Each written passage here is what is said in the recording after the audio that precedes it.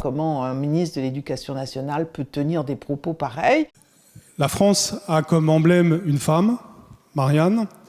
L'un de ses plus beaux mots est féminin, la République. Et notre langue a porté bien des combats féministes, hier, aujourd'hui et encore demain. Puisque le mot République est féminin, et puisque Marianne est un symbole féminin, donc ça devrait suffire pour les femmes d'aujourd'hui de se contenter de symboles. Au sortir de la Révolution, la France est bien dotée d'une figure qui la représente, qui est une femme, c'est tout à fait nouveau, et on est dans un régime de république, c'est tout à fait nouveau aussi, mais les femmes n'ont aucun droit dans cette république. 1689, Andry de Beauregard, qui dit « Il faut dire, cette femme est poète, est philosophe, est médecin, est auteur, est peintre, et non poétesse, philosophesse, médecine, autrice, peintresse, etc. » Pour les mots féminins, il y a un traitement particulier qui est que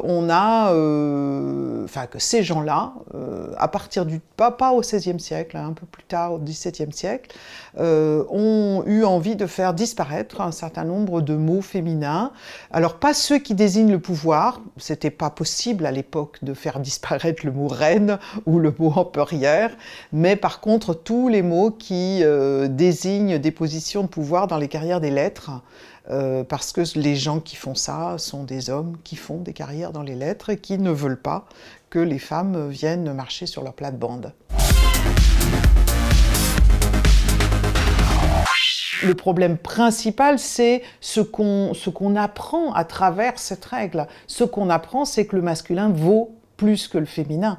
Et tout le monde comprend bien que ça veut dire les hommes valent plus que les femmes. D'ailleurs, quand ils expliquent, les réformateurs du XVIIe siècle ou du XVIIIe siècle, parce que là aussi ça a mis du mal à passer, lorsqu'ils expliquent les raisons, eh bien, ils font tout de suite une comparaison avec les êtres humains et ils expliquent que eh bien, le masculin en grammaire doit l'emporter, doit être plus fort que le féminin parce que l'homme est plus fort que la femme, parce qu'il y a la supériorité naturelle de l'homme sur la femme.